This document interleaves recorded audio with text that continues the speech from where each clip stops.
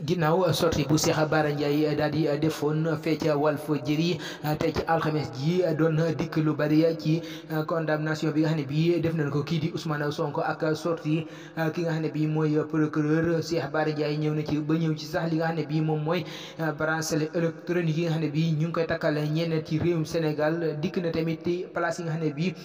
tan ko toj te ñooñu nekk ay farandoo Ousmane Sonko Cheikh Bara Ndiaye dikk na ci lu bari ndax nee na sax réewum Sénégal daal li fi gën a nekk crime moom mooy ànd ak kii di Ousmane Sonko ndax am na ñett ñoo xam ne bii daal seeni place jël nañ ko daal di koy rajaxe te dara wërulut loola lu dul ànd ak yéen ànd ak kii di Ousmane Sonko nee na procureur nag moom dafa juum ay njuumte yu bari yoo xam ne bii dañ ko constaté ndax nee na procureur moom sax dafa mënut a convaincre kenn ci réewum Sénégal ndax nit nag bu fekkee da ngaa ñàkk li nga xam ne bii moom mooy sa dignité nag benn bis munta tax nga dikk jàkkaarloog Sénégal yi pour jéem leen a convaincre ba nga xam ne bii moom leen gëmoon ñu daal di koy bàyyi. dikk na sax ba ci ki nga xam ne bi mu procureur bi mu doon wax ne sëriñ si seen i kër dafa am ñoo xam ne bi dañ koo def ab cible pour bëgg koo taal moonte naam sax waxoon na ne sëriñ si dañ leen di saaga mais boobu ba tey daal tiggun gët kenn ñuy saaga ab sëriñ ginnaaw bi nag ñu ne dañuy songu kër sëriñ si loolu nag Cheikh Bara Ndiaye dikk na ci bu baax a baax nee na nag li nga xam ne bii mooy bracelet électronique yi nag ñoom ay dabb daaxe la doon ndax nee na nekkul ay bracelet yoo xam ne bii